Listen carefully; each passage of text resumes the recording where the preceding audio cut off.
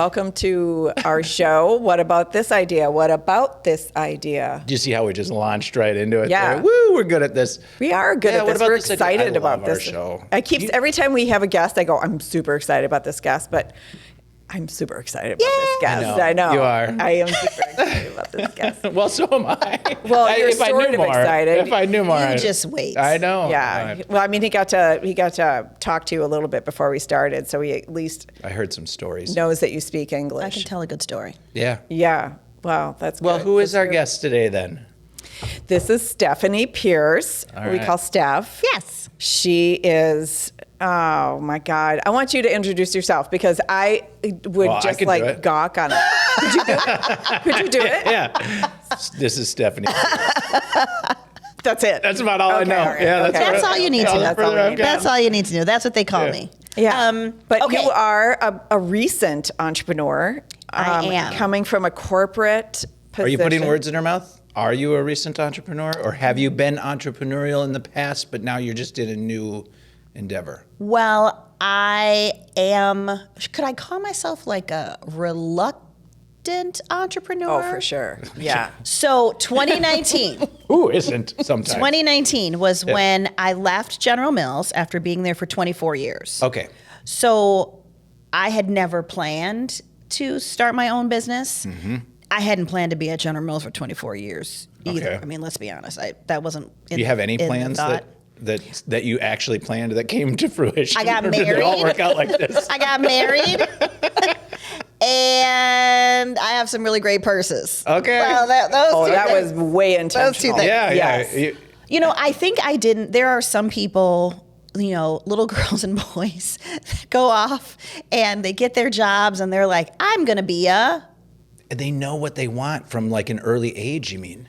Right. Those people? Those people. They freak me out. Your so brother. Yeah. You've mentioned that. Here's what Yeah. happens in corporate, I think. This is what happened to me.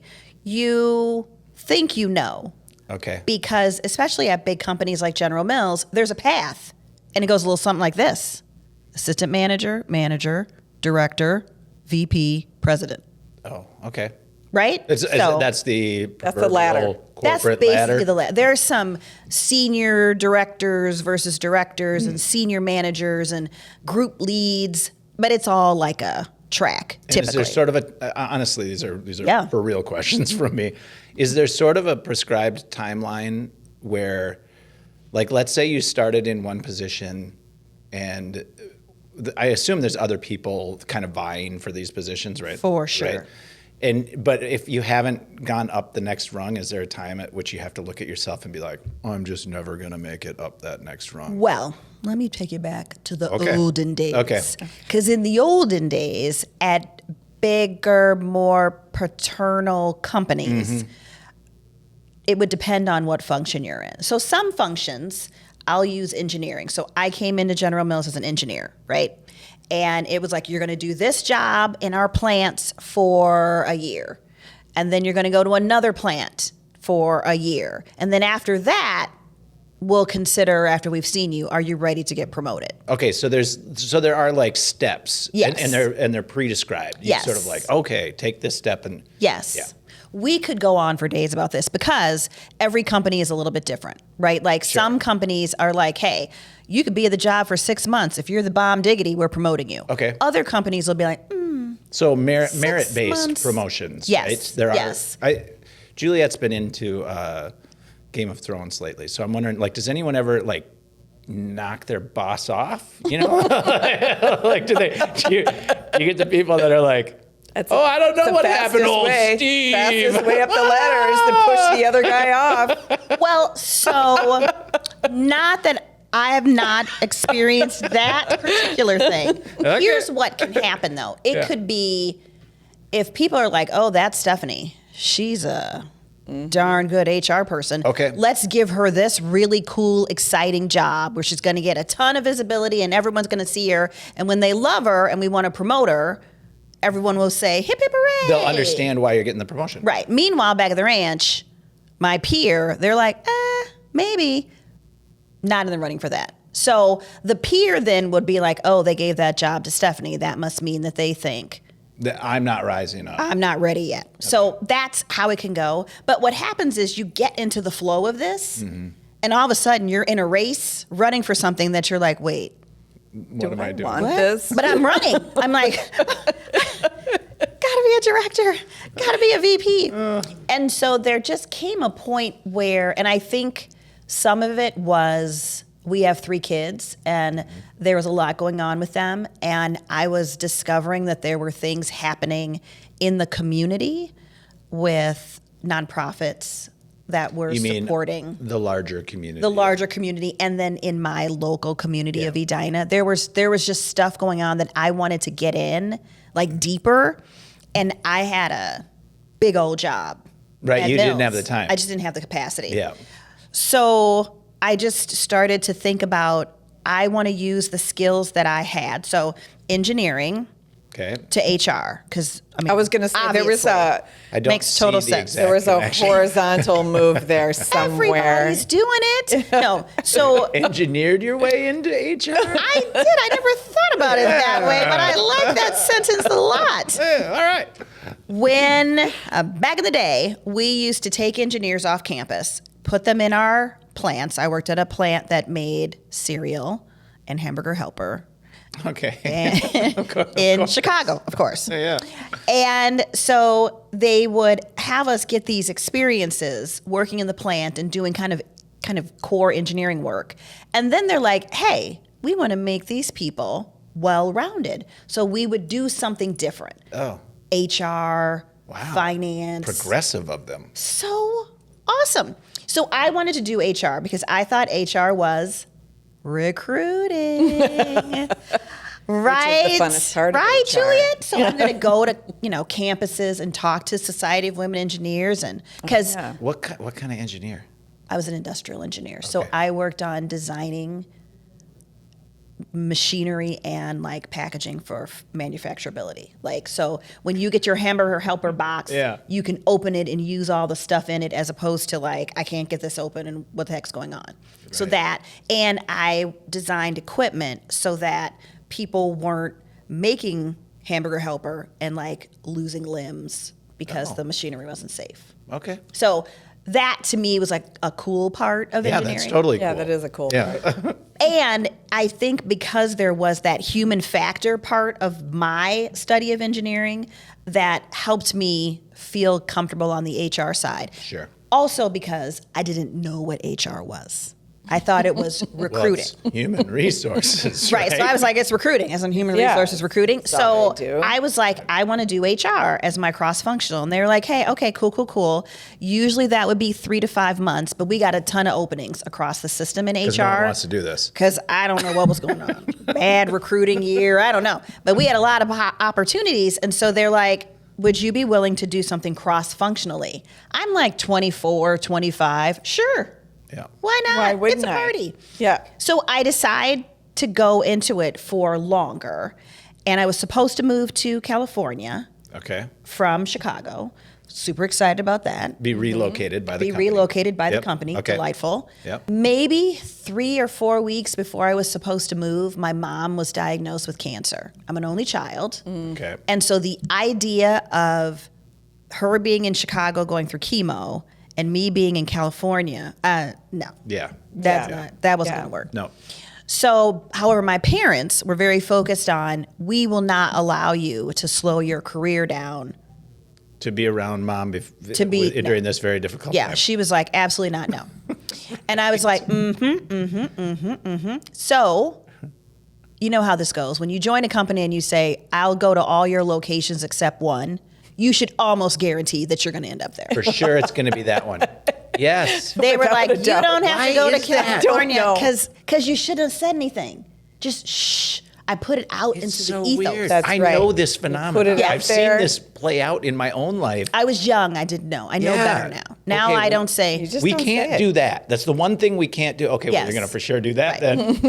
That's not my like- first advice to everybody. Don't tell people what you're not going to do. Yeah. Just keep it to yourself. Yeah. And Okay, then maybe well, you there's- won't do it. Clark, there's lesson number 1. Put it up on the screen. what was it again? Don't tell people. Don't tell people what you don't want to do or what you're not going to do. I always say to people when I'm advising people in transition, I say, I don't care how proud you are of that thing you did. If you don't want to do it again, Right. take it off your resume. Never take talk off about it again. Never, just take it off. Like, I know it was a big deal, but you will absolutely be asked to do that. Absolutely. Over and over and over again. If a company gives you a list of 20 locations and you're like, I would do all of these except this one, I'm telling you right now, that one is going to have the best boss and the best job you could ever imagine is right there. Right there. So for me, it was Cedar Rapids, Iowa.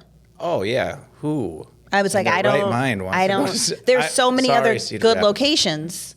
that I we're in the just- middle of nowhere. So they were like, well, if you're not going to go to California and you want to be close, Cedar is the place. I could get home driving 3 hours. it's pretty darn close. So I There was is like, that benefit. You gotta just. So I was like, you're just gonna have to get over yourself, Stephanie. Yep. Go to Cedar Rapids. So I did, and Did you end up loving it? best decision I ever made. Yeah. The first 3 or 4, 5 months, real tough because I went home every weekend to see my mom. But I had the most amazing experience there. Also, the most horrible experience of my life. So my mom got very sick and was dying. Okay. And I was in Cedar. My dad calls. I had been there for 2 months. My dad calls, talks to my boss, doesn't know him, Oh, never yeah. met him. Yeah. And it's like, we got to get Stephanie home. They call me from the plant into a conference room. It's the plant manager, Yeah. my boss, and the HR team. I have met these people like 2 months ago. And the whole time I've been there, by the way, I'm like, oh, I'm from Chicago and I'm so fabulous. And what are we eating? And where am I going to get my hair done?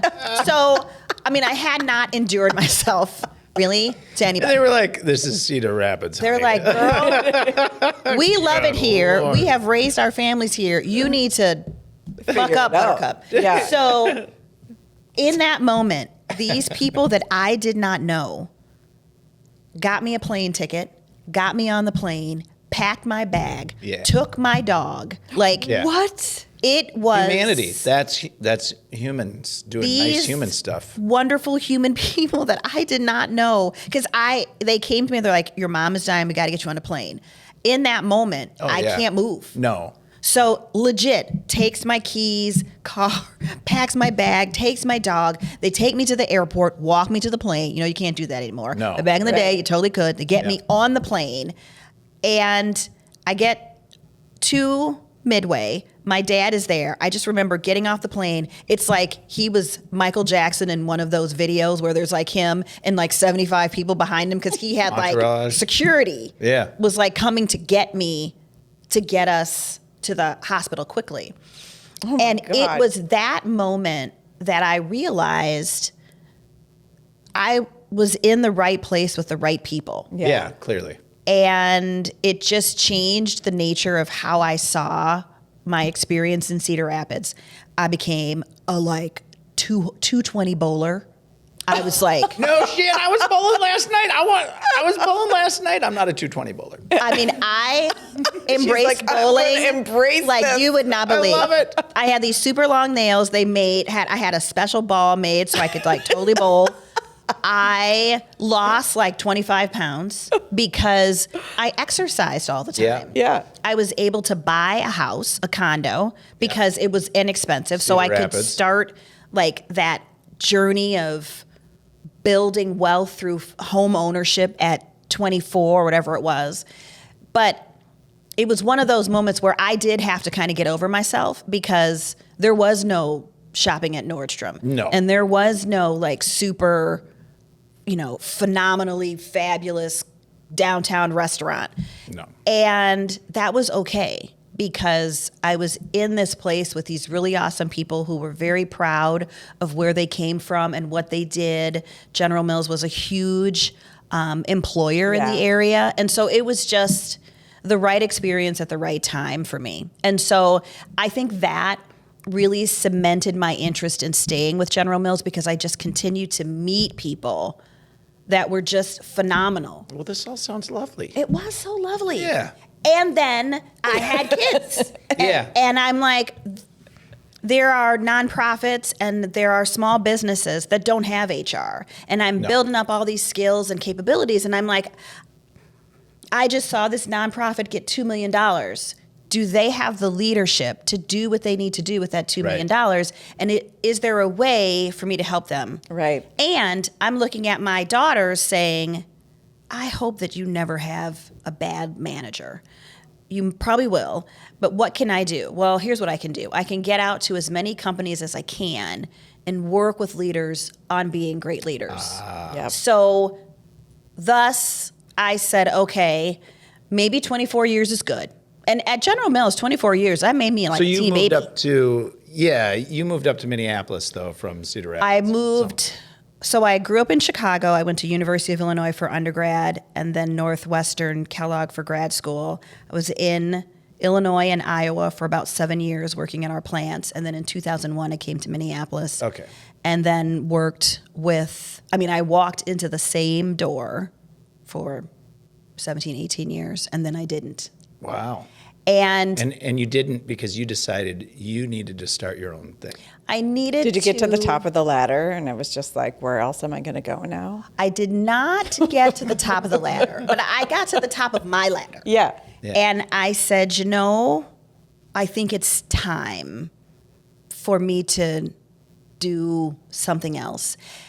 I mean, obviously, I'm a little risk averse. I stayed one place for 24 years, so there's that. Right. Most people are. And starting a business is hard. It's super hard. It is. It's very hard. Look at your faces. You're right. It's Especially if you don't know what you're doing. Like, I didn't know what I was doing. And then I felt a lot of pressure because, they're like, oh, you're an engineer with an MBA. No problem. And I'm like, right. no, it doesn't necessarily translate. It doesn't translate. It does not translate. But I felt like it should because everyone was looking at me like it think should. I think MBA holders, I think people look at them and say, oh, that's a business person. Like not necessarily the founder. Once Right. it's up and running, that's probably someone you want to have come in and help you tweak things and make Right. it work. But starting something Well, from plus Plus, scratch it's is a so whole weird different to thing. get an MBA when it doesn't have meaning for you. Right. Right? Like if you were getting your MBA right before you opened your business, you'd be looking at all different kinds of things in those classes. Sure, you'd be right? crafting Totally. the Yeah. experience to Yes, guide yeah. that. I mean, you have your values, and that is what you would focus on. Totally. Yeah. And I think there's different kinds of people, right? There are some people, this is me, who when something has been built and you need somebody to come in and like take it to the next level, I got you. Yeah. There are other people who are like, there's this little pea of an idea.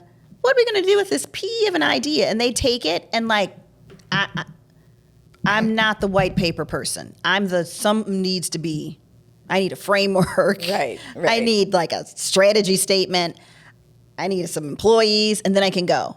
And so that was the part that was hard. I like this. Like there's just, I see it all the time where I'm like, well, people have a business and they're like, I got it to this point, but I just can't seem to get it to the next point. That's where you would maybe come in and be able to I got you. Yeah. But in the beginning, I don't know. So that was freaking me out because I'm like, It makes sense to me. what do I do? So, and like, what do you charge? I don't know. And How then do you look put back up- like, what did other people charge me? Right. Was that worth it? To Totally. Be, right? How do you put a proposal together? Right. Where is all said work going to come from? All of these things. That's the hard stuff. Well, And then you get the insurance requirements from the vendor person, and you're like, I need insurance? right. That was also one where I was like, I need a lawyer? Yeah, I probably do need people to sign agreements and whatnot. So that part. Early stage stuff is Yeah. tough. Well, and then I kept reading these books that were like, don't get focused on goofy stuff like your website and your logo. Right. I was 100% focused on the website. And my- Everyone does. Because naming a business is the hardest thing ever. Well, and it was the fun part. And I was really hoping that in thinking about my logo and my website, it was going to help me figure out what in the world I was going to do. Because I had some what friends. you were going to do or how you were going to do it. What I was going to do. Because some friends were like, don't just say you're going to do HR consulting because you're going to Right. get all the cats and rats of HR. You got to be more specific. And then I had other friends that were like, just say HR consulting, Stephanie. And then the stuff that you don't want to do, you don't do it. I was like, okay, none of that's helpful. Which one is it? Then I think we talked about this a little bit earlier. Most of my friends worked in corporate and had worked in corporate their whole lives. So I'm looking at them like, Do you all even really know? You're just making this stuff I up. need aren't to you? talk to somebody who's not in corporate America They right now. don't know. And so that was the other thing, is that this wonderful, amazing network that I have, and they helped me a ton. I needed to talk to some different people. So the chief marketing officer, who he was the chief marketing officer at General Mills, is a really good friend of mine, Mark Addix. Mark Addix is an entrepreneur. He worked at General Mills for a really long time, but dude is like has an entrepreneurial brain. You recognized that. And I knew that about him. Yeah. Like, everybody who knows Mark knows that he's got that thing. So I knew I needed to spend time with him. So I did. I have a really good friend, Trisha London. Trisha's never worked in corporate America. She had an interior design business in Chicago. Her brain works differently. It's a creative, cool, I call her, she's like a lifestyle curator kind of person. So I needed to spend more time with her. Yep. Because again, some of what I wanted to do was working with women to helping them find their next thing. And that could be any woman, anywhere. So that really wasn't corporate facing. Yep. So I was like, how the heck do you talk to those people? Trisha. So Right, exactly. Trisha would know. that was so, but most of my clients, when I first started, I had to be real with myself. And the reality was the people who knew me were kind of the big company people. Yeah, right. So as much as I wanted to get to nonprofits and all that stuff, my husband was like, girl, you need to make some money. So I was like, fair. So I needed to take the work from where it was coming, and that was big companies. And primarily, thank you, General Mills, it was people who had worked at General Mills who had gone elsewhere. So they knew, hey, I need to do leadership development. Stephanie, can you help me? We speak the same language, Yeah. Yeah. even though I'm at this new company. Yep. Can you help me? And so that, like, I always tell people, try not to burn bridges up when you leave a company. No, for sure not. Because this is a great example of, I have wonderful relationships with the folks at General Mills, including our CEO. He lives in my community. He's a wonderful man. Yep. I value the relationships that I had, and I was there for 24 years.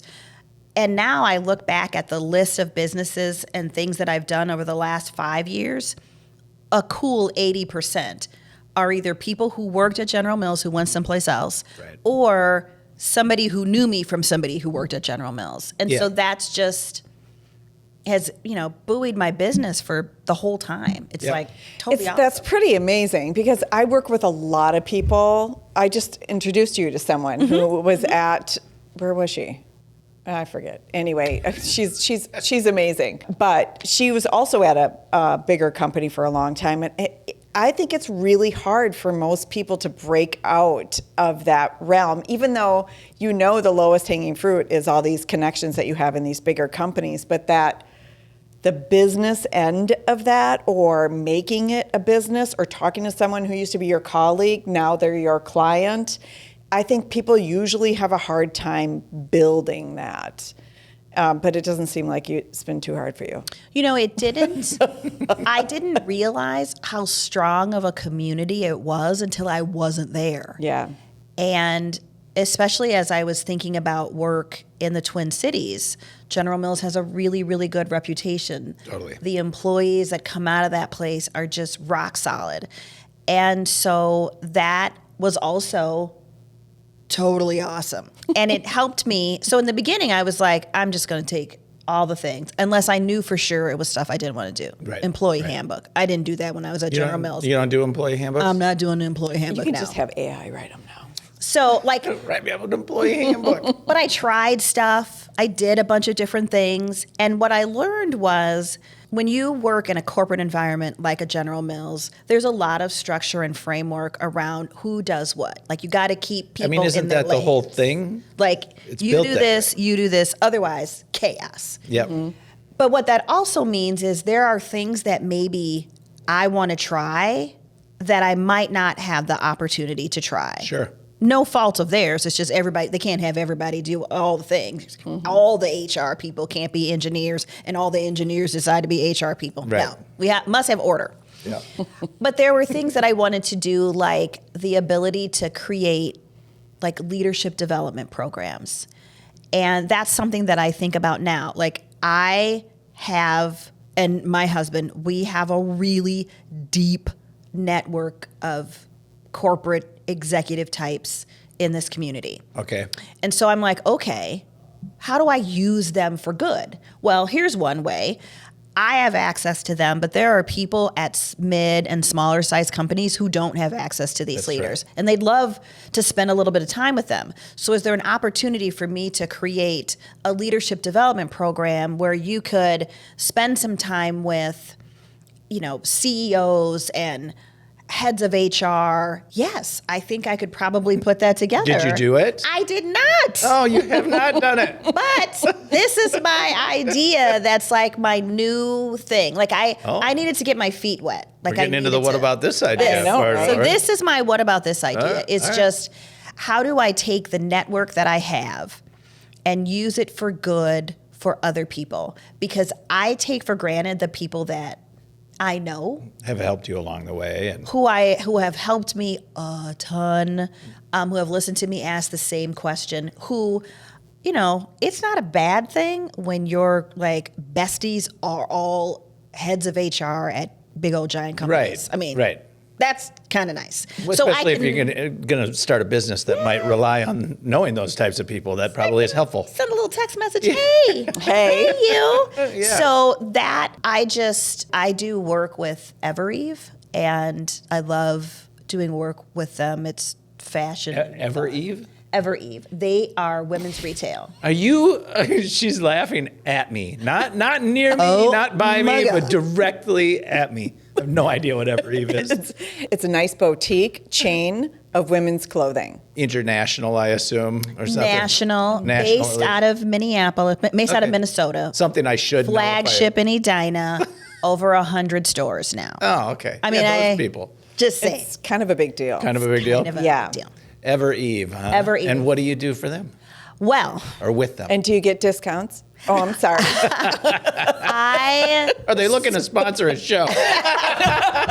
They are delightful. Their co-CEOs are wonderful. But I started just doing some coaching with their CEO, Megan Tamty. Okay. And we shared dreams, like what are the things we'd want to do, and she's delightful. And one of the things I said, you know, I'd kind of like to be in a magazine one day, and wouldn't that be fun? You and I want was to just- personally be in a magazine? Yeah, I was just joking around. Why not? Why You not? live but You're once. asking. Yeah. Couple This is weeks just later, brainstorming, right? We were just talking. Yeah. Like I'm Stick it like, in a magazine. I would like to do something that's not so corporate-y. Like Yeah. I want to explore the other side of Stephanie. And a couple weeks later, she was like, hey, we're starting this, we got this style crew, and you'd come into the store and you'd try on clothes and we'd film you and we'd put it on Instagram. How do you feel about that? I was like, yes. I'm on my way. Is there something I'm missing that I would say right no? now. Do I get to keep the clothes? I will be there right now. So what I love, the ability to do stuff like that allows me to be a learner. So first of all, I'm doing something that I would have never imagined at 52. I'm trying on clothes and people care. So that is huge. But also I am in an industry and surrounded by people who are doing things that I really don't know anything about. Social media, styling, buying. Yeah. No idea. SEO, all that stuff. Yeah. I'm not knowing anything about that stuff. I don't Right. know. And so what I love is I get to sit and watch them do their thing. Like we'll be doing a photo shoot and it's like, where are we going to put the water? Where does it go? And I'm thinking that I'm going to be the problem, right? Oh, Stephanie, you're having a hot flash. That's not good. But they're like paying attention to all these things, and they're so smart, and you know they're looking at the lighting. It's just amazing. Like it's for me, I just sit there and I'm like, why are you doing that? Okay, really? Why? What about this? Oh, okay. The engineering side of you, or just the curious side? Just the curious side. Yeah. That curiosity is. I love it. It's such a happiness maker. And they don't give a rip about where I'm from and what I've done or who I know. Right. Not one morsel, because they're like, we got to get this catalog done. So Yeah. we need you to stand in the spot and like turn for about Yeah. 3 minutes and then go Yeah. on your way. So that, like the I ability didn't to know do that part. That's pretty amazing. it is the highlight all the time. Like, and Really? for some people, I'm sure they would be like, I don't want this. I don't Oh want this. no, there's a lot of people I'm sure who wouldn't want it, but that's awesome. But I love it. So again, I love that it you gives love it. the chance. I always feel like the chance that as we get older, I think there's this tendency to think that there's going to be less and less available to us because we're older. And what I love about this is I am older, and here is this wonderful opportunity that was presented to me, in part because I had the willingness to forge deep relationships, and also the willingness to be vulnerable and share a crazy dream. Like what you actually wanted. Yeah. It was awesome. You know, this podcast is a product of that same thing. See? It really is. It is. I was like, I always wanted to do a podcast, but I was like, I don't know how to do a podcast. You know, if someone asked me to do a podcast with them, I'll do it. And then Sam shows up, and it's like, ooh, then I can be curious, right? Then I can jump in. You know, Avid Edge is like 80% of what I focus on. Right. But Devine Fox Productions is this delightful experience about bringing voice out. And It's so I didn't know we where it keep was honing. headed. We keep honing this, like, oh my gosh, we're making a difference. Almost every podcast that we do is people who have not done it before. Right. And they're like liberated to get their voice out. And It's so always- there's I'm always like, this- I love that. Yeah, there's always this trepidation at first, and it's almost universal. They've like, oh, I wasn't sure. I've been thinking about this for like 3 years, and then when they actually step up and be a little bit vulnerable, like you said, and do it, they're 6 months later, they're like, I love every bit of this because now I get to speak my words, my truth about life. Yeah. One of the things that I found after I left Mills is a lot of times we try to make one thing all the things, right? So when I left, my biggest issue, when I went to work, it was like, you're an engineer. So there was engineering track. Engineers don't do marketing, Yeah. don't do finance, we do engineering. And the world is changing a little bit now where maybe you hire people for their skills and they might do a variety of things, not just one thing. Maybe not engineering and HR, but you get where I'm going. Yep. But one of the things that was hard that I had to figure out was my job does not have to cover all the things that I want to do. So I was No. like, okay, I need to have Steph Pierce companies, and it's going to be all the things I want to do. My book, my podcast, my article, my coaching, my leadership development. What else do I do? Your modeling. Flux to flow. Are these all things you do? modeling? Straight up. Like I Oh, just, well, awesome. yeah. So I was like, yeah. it's all I want to gotta- talk about all that. It's Yeah. all got to go in this bucket. And what I realized was, no, it doesn't. Right? Like, it really doesn't. Right. So, and I don't have to just pick one thing. So if I want to do a podcast, and I did, and then I can. It doesn't What is mean your I'm gonna do it. podcast about? Our podcast, it's me and Julie Burton, my little boo-boo bestie, Julie Burton is the owner and founder of Modern Well. Yeah, I interviewed her Yes. years ago on Yes. Legacy Matters. See? Have her on the show. She's great. awesome. Yeah. Awesome. So Julie, I met yeah. Julie through another friend, Julie Harper, who, when I told Julie Harper what I was thinking about, she was like, you got to meet Julie Burton, because I think the two of you have the same idea around essentially supporting women Oh, that's super in cool. doing their thing, whatever that thing is. So Julie and I met, and she's like, I think I'm going to open this Modern Well. I swear, 6 months later, she opened it. Meanwhile, I'm like, what's my logo going to be? Like, Right. nah. 6 months of logo working.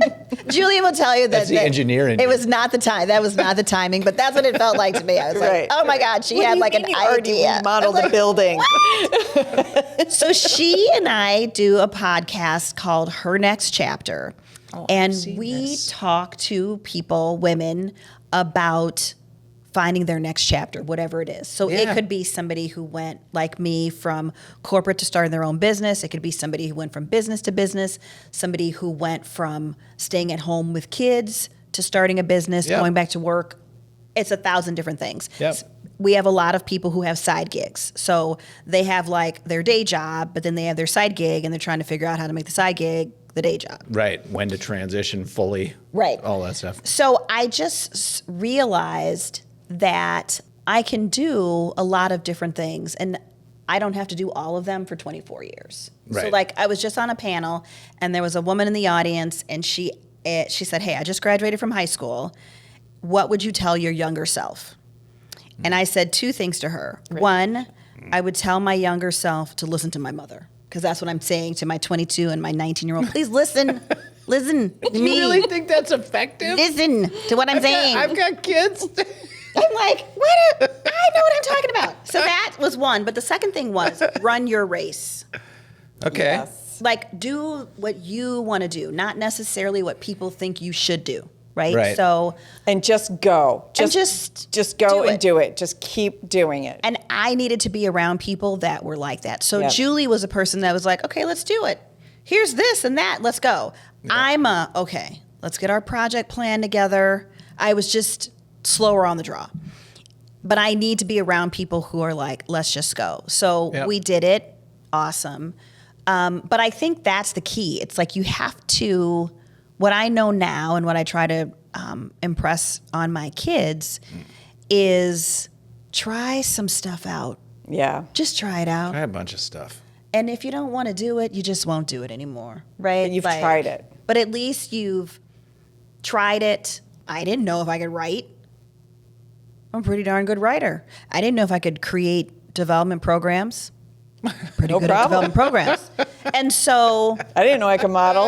right. I could model. Right. I didn't know I was a podcaster. Yeah. I guess I'm good. So there are some things that I've done that I was like, nope.